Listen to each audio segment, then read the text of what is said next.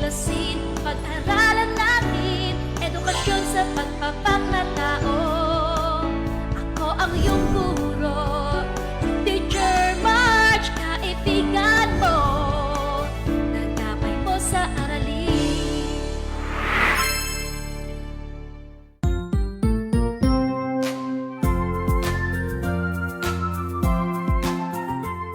Si Mario ay mag-aaral sa ika-4 na baitang. Isang araw, kasama niya ang mga kamag-aral at sila ay naglaro ng football. Pagsipa ni Mario, tumama ang bola sa salamin ng bintana. Nabasag ito. Di nagtagal, pinatawag sila sa opisina ng punong guro. Tahimik silang umupo pagdating sa opisina. Tinanong sila kung sinong nakabasag ng salamin sa bintana. Agad na tumayo si Mario at lumapit sa kanilang punong guro. Inamin niya na siya ang nakabasag nito. Sinabi ni Mario na hindi niya sinasadya ang pangyayari. Nagkataon lamang na napalakas ang pagsipa niya ng bola kaya tinamaan ng bintana. Binati siya ng punong guro sa pag-amin sa kanyang nagawa. Simula noon, si Mario ay hinangaan na ng lahat. Ano-anong mga katangian ang taglay ni Mario nang sabihin niya ang totoong nangyari? Matapat, matapang, may paninindigan, responsable, at mabait. Ito ang mga katangiang taglay ni Mario, pero ilan lamang ang mga ito sa magagandang kaugalian na dapat mong tularan. Magandang araw! Kumusta? Panibagong leksyon na naman ang ating pag-aaralan sa ESP4. Ako si Ginang Marjorie. Samahan mo ko sa mundo ng mga aral at matuto ng tamang kilos ng makatao. Napapanahong pagpapaalala.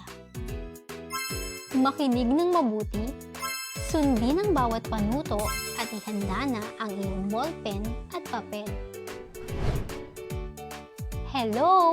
Ako nga pala si Mia. Kung mapapansin mo, mayroon akong hawak na tinapay.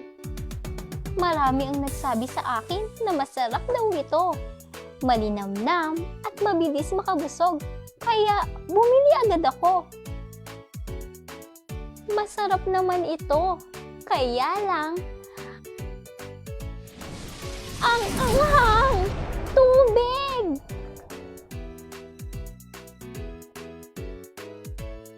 Sa panahon ngayon, marami talagang nagkalat na impormasyon. Pero hindi lahat ng iyon ay mapagkakatiwalaan. Kaya bago ka magdesisyon, mahalaga na suriin mo muna ang mga ito. Katotohanan, susuriin ko.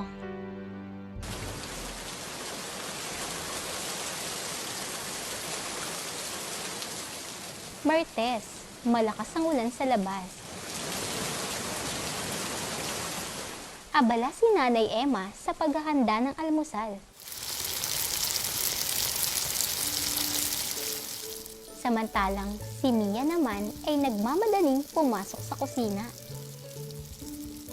Inay, wala po kaming pasok. Suspendido pa rin daw ang klase ngayon, sabi ni Joy sa akin. Ganon ba?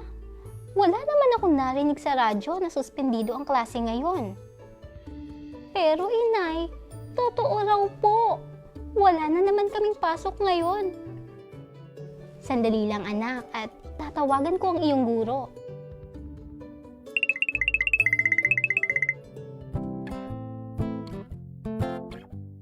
Pagkatapos makausap ni Aling Emma ang guro ni Mia sa telepono, ay tinawag niya ang anak. Anak, humanda ka na at mag-almusal. Mayroon na kayong pasok ngayon. Kahapon lang walang pasok dahil malakas na ang ulan, sabi ng iyong guro. Sabihan mo na rin si Joy. Sige po, inay. pupuntahan ko muna si Joy sa kanila.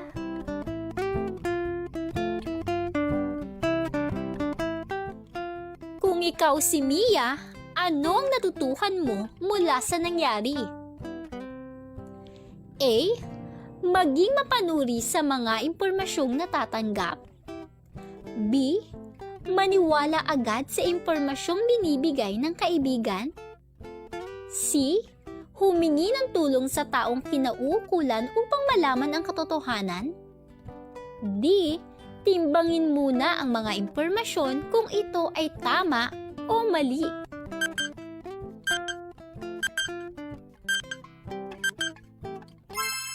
Kung ang sagot mo ay letrang C, ikaw ay tama! Maaari kang magkamali sa mga hakbangin o desisyon sa pagsusuri ng katotohanan kung hindi mo ito isasangguni sa nakatatanda o sa tamang kinauukulan tulad ng pulis, guro o personalidad sa radyo o telebisyon. Halina, suriin natin ang isang patalastas.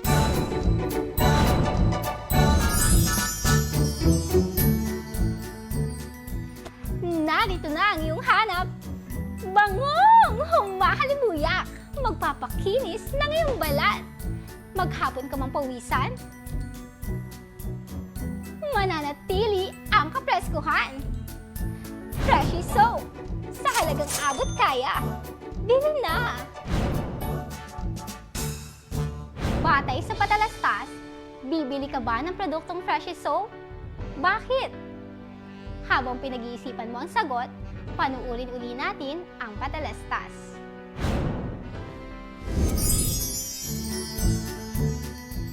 Narito na ang iyong hanap. Bangong! Humahalimuyak! Magpapakinis ng iyong balat. Maghapon ka mang pawisan. Mananatili ang kapreskuhan. Freshy soap. Sa halagang abot kaya. Bili na! Maaari ang sagot mo ay oo, sapagkat gusto mong subukan kung totoo ba ang sinasabi ng patalastas. Maaari din namang hindi, sapagkat mayroon ka ng ginagamit na subok na at pinagkakatiwalaan. Ano man ang iyong sagot, binabati kita! Mahusay! Mayroon akong ipapakilala sa inyo. Hatid niya ay mga sulat na naglalaman ng iba't ibang sitwasyon na ating susuriin. Pero, bago siya lumabas, kailangan mo munang sambitin ang mga salitang ito. Pinaka nakapagpapabagabag damdamin kung iyong babaliwalain ang mga aralin sa ESP. Isa pa nga, sabay-sabay tayo. Pinaka nakapagpapabagabag damdamin kung iyong babaliwalain ang mga aralin sa ESP. Heto na! Ipakikilala ko na sa iyo ang mabait kong kaibigan na si Baby K. Hello po! Ako po si Baby K, ang maghahatid sa iyo ng mga sitwasyong makatutulong sa iyo. Yeah! Suriin ang mga sitwasyon. Piliin ang titik ng tamang sagot para sa bawat bilang at isulat ito sa iyong sagutang papel. Unang bilang. Nadaanan mo ang grupo ng mga lalaking nagkwekwentuhan sa kalye. Narinig mong pinag-uusapan ang anak ng iyong kapitbahay. Ito raw ay 2 araw nang nawawala. Nais mong makatulong sa paghahanap. Ngunit, hindi mo pa alam ang totoong nangyari. Ano ang dapat mong gawin? A. Itatanong ko sa aking nanay kung totoo ang aking narinig. B. Pupunta ako sa bahay ng nawawalang bata upang tanungin kung totoong nawawala siya. C. Ite-text ko siya upang tanungin kung totoong nawawala siya. D. Ipamamalita ko rin sa iba na siya ay nawawala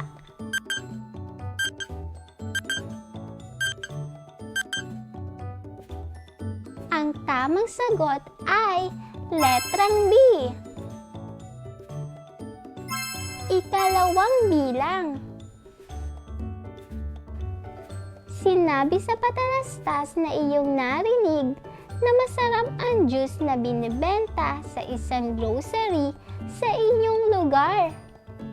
Dahil dito, nahikayat ka at nais mo ring bumili nito.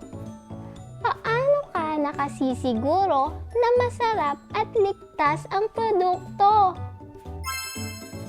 A. Itanong sa mga kaklase kung masarap ito. B. Bumili ka agad upang matikman. C. Kumbinsihin ang nanay na ito ang ipabaon sa iyo. D. Ikonsulta sa magulang kung maaaring bumili nito.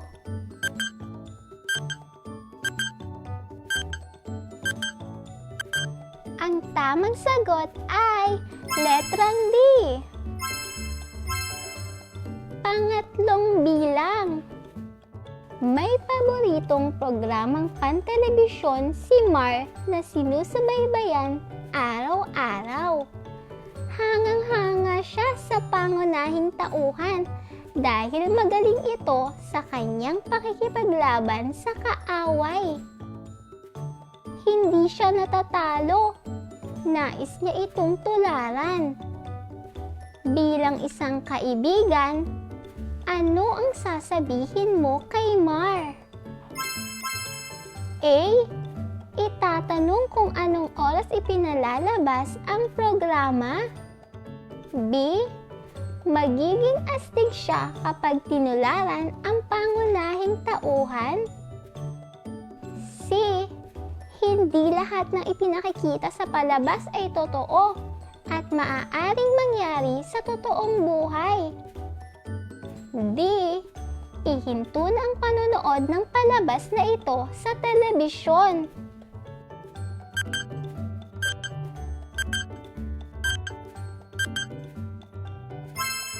Ang tamang sagot ay letrang C. Sa tulong ng kaibigan nating si Bebe K, nagamit mo ang iyong mapanuring pag-iisip. Ipagpatuloy mo lamang ito upang maiwasan mo ang maling impormasyon at maghari ang katotohanan at kabutihan. Handa ka na bang subukin ang iyong galing? Oras na ng ating quiz sa ESP. Unang pagsasanay. Panuto. Lagyan ng check ang bilang ng pangungusap na nagpapakita na ito ay nakapagsusuri ng katotohanan bago gumawa ng anumang hakbangin tulad ng pagsangguni sa taong kinauukulan. At X naman kung hindi.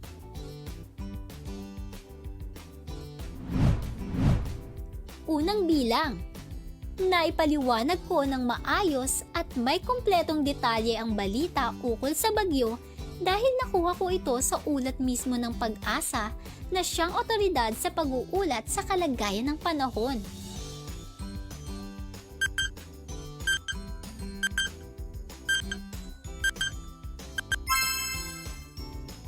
Ikalawang bilang.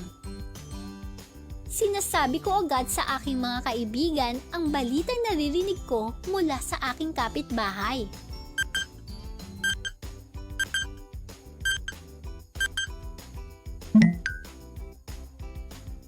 Ikatlong bilang. Sinisigurado kong tama ang impormasyong sasabihin ko upang maiwasan ang pagbibigay ng maling impormasyon sa iba.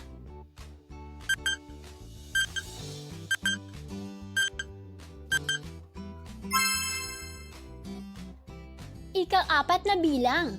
Lagi kong tinatandaan na hindi lahat ng balitang naririnig o nalalaman ay totoo, kaya inaalam ko kung sino ang tamang otoridad na aking lalapitan upang matiyak ang katotohanan tungkol dito.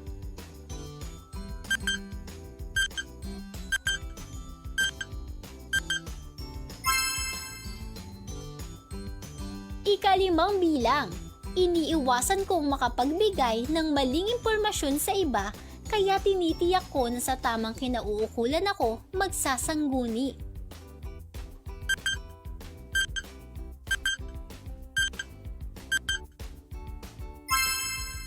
Ano nga ba ang gagawin upang masuri ang katotohanan bago ka gumawa ng anumang hakbangin? Sasagutin mo yan sa ikalawang pagsasanay. Lagyan ng check ang kahon ng mga dapat mong gawin. Unang bilang, magsangguni sa taong kinauukulan. Ikalawang bilang, magsaliksik ng katotohanan. Ikatlong bilang, gumawa ng survey. Ikaapat na bilang, magtanong sa mga kapitbahay. Ikalimang bilang, magpahula sa kakilala.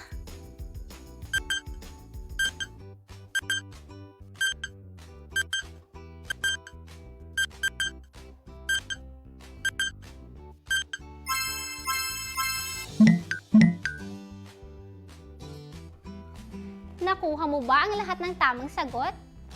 Ang sagot mo man ay oo o hindi, binabati kita dahil sa iyong determinasyon na ipinakita sa pagsasagot sa mga gawain. At ngayon, para sa karagdagang gawain, alamin natin ang nangyari sa loob ng klase ni Binibining Perez. Nagkagulo sa loob ng klase ni Binibining Perez dahil sa balitang ito. Alam niyo ba, pumutok na naman pala ang bulkang Mayon. Ano? Totoo ba yan? Nakakatakot naman. Oo, totoo raw ito. Hala, paano tayo? Baka mamaya maabutan tayo na makapal na abo. Kaya nga dapat tayong magpaalam na kay Binibining Perez na makauwi ng bahay at makapaghanda sa paglikas. Sandali lang mga bata. Sigurado ka ba, Jessie, na totoo ang balitang yan? Ayon sa balita na ibinahagi ng Feebok sa radyo ngayong umaga, hindi ito totoo. Tanging impormasyon na galing sa opisina nila ang dapat paniwalaan ng mga tao. Kaya kailangan nating suriin ng mabuti ang mga impormasyon kung ito ay totoo o hindi dahil maraming fake news ngayon. Pasensya na po, ma'am. Hindi ko alam na hindi pala ito totoo. Narinig ko lang po ito sa aking mga kaibigan. Hayaan mo na. Basta sa susunod, dapat mo munang suriin ang mga balita na tatanggap upang hindi ito maghatid ng takot sa ibang tao. Kailangang hintayin natin ang tamang otoridad sa pagbibigay ng impormasyon. Opo, ma'am! Ito ay aming pagkakatandaan. Batay sa nabasang usapan sa klase ni Binibining Perez, bakit kaya dapat mong suriin muna ang balita? Isulat ang iyong sagot sa iyong papel. Mahalaga na mahanap mo ang katotohanan upang maisabuhay mo ang pagiging matapat. Pero kaakibat nito ay matinding pag-iingat. Laging tandaan na hindi lahat ng impormasyon na iyong makakalap ay mapagkakatiwalaan. Tama! Salamat, Baby Kay! Maging mapanuri bago ka gumawa. Alam kong kaya mo itong gawin. Muli, ako si Ginang Marjorie. Magkita-kita tayo sa susunod na episode ng Edukasyon sa Pagpapakatao 4. Dito lang sa DepEd TV!